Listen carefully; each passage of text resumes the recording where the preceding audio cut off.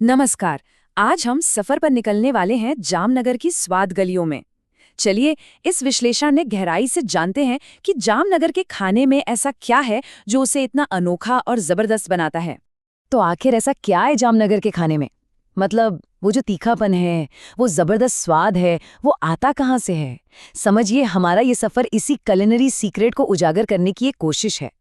तो इसका राज छुपा है, समझे, एक खास फॉर्मूले में। यहाँ का खाना जो है ना वो बोल्ड होता है, मसालेदार, ढेर सारा लहसुन और घी। ये सब यूं ही नहीं है। यहाँ की सूखी जलवायु, जैन वैष्णव परंपराओं का असर और हाँ, स्नैक्स के लिए जो दीवानगी है, इन सब ने मिलकर इस स्वाद को जन्म दिया है।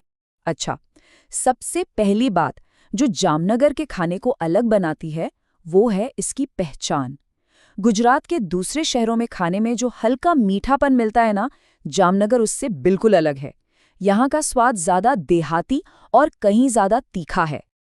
तो ये बात गांठ बांध लीजिए, अहमदाबाद या सूरत जैसा मीठापन यहाँ नहीं मिलेगा। यहाँ का खाना एकदम देहाती, एकदम दमदार होता है। और यही अनोखापन आगे आने वाले पकवानों के लिए एक बेस तैयार करता है। चलिए अब आते हैं असली चीज पर, काठियावाड़ी खाने के दिल पर, यानी यहाँ के मेन मील पर। अब हम सीधे यहाँ के पकवानों की दुनिया में गोता लगाने वाले हैं। और जब मील की बात हो तो काठियावाड़ी थाली का जिक्र तो आएगा ही। ये सिर्फ पेट भरने के लिए नहीं है, ये एक पूरा एक्सपीरियंस है। जबरदस्त मसालेदार और इतनी फिलिंग कि बस समझिए ये जामनगर के खान पान का निचोड़ है। अब जरा सोचिए इस थाली में क्या क्या होता है। सबसे पहले तो बाजरे की मोटी रोटला, फिर आता है शाक, या तो वो धुएं वाले स्वाद का बैंगन आलू या फिर सेव टमाटर की सब्जी, साथ में गाढ़ी खट्टी मीठी कढ़ी, और इन सब के ऊपर लहसुन की चटनी, घी और गुड़। क्या कॉम्बिनेशन है। अच्छा, पेट भरने वाले खाने से अब जरा हटकर बात करते हैं उस चीज की जो जामनगर की रग रग में बसी है, और वो है यहाँ का स्नैक कल्चर।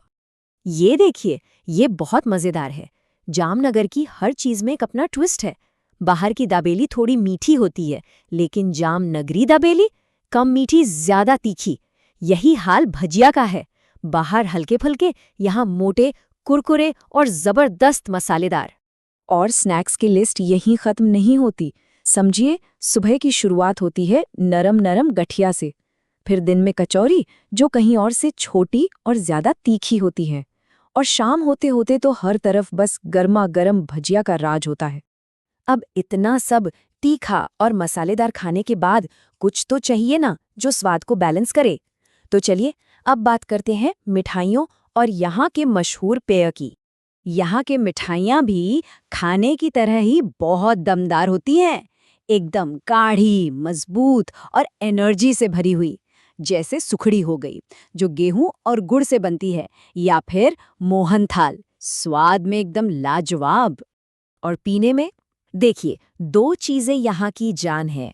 एक तो काठियावाड़ी स्टाइल मसाला चाय, एकदम कड़क, थोड़ी मसालेदार। ये सिर्फ चाय नहीं, लोगों को जोड़ने का एक जरिया है। और दूसरी है छाछ, मसालेदार छाछ जो गर्मी में और खाने के बाद आहा एकदम राहत देती है।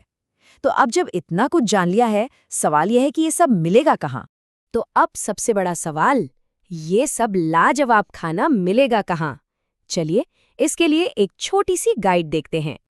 अगर स्ट्रीट स्नैक्स का मजा लेना है तो सीधा 3 बत्ती पहुंच जाइए। पारंपरिक फरसाण और मिठाइयों के लिए बेदी गेट से अच्छी कोई जगह नहीं। और अगर एक बढ़िया सुकून से काठियावाड़ी थाली खानी है तो पटेल कॉलोनी बेस्ट है। तो जामनगर की फूड ट्रिप पर निकलने से पहले ये कुछ बातें जरूर ध्यान में रखनी चाहिए। पहली बात, मसाले के लिए तैयार रहें, खाना तीखा होता है। दूसरी, लहसुन से दोस्ती कर लीजिए, वो हर चीज में मिलेगा। दोपहर का खाना यहाँ मेन होता है और शाम का वक्त स्नैक्स के नाम होता है। और हाँ, रोटला ज्यादातर सर्दियों में ही खाने को मिलता है। तो आखिर में बस एक सवाल मन में आता है। कहते हैं कि खाना अपनी एक कहानी कहता है। तो जामनगर का ये तीखा, ये दमदार, ये बेबाक भोजन, ये अपने शहर की, अपने लोगों की कौन सी कहानी सुनाता है? इस पर सोचिएगा जरूर।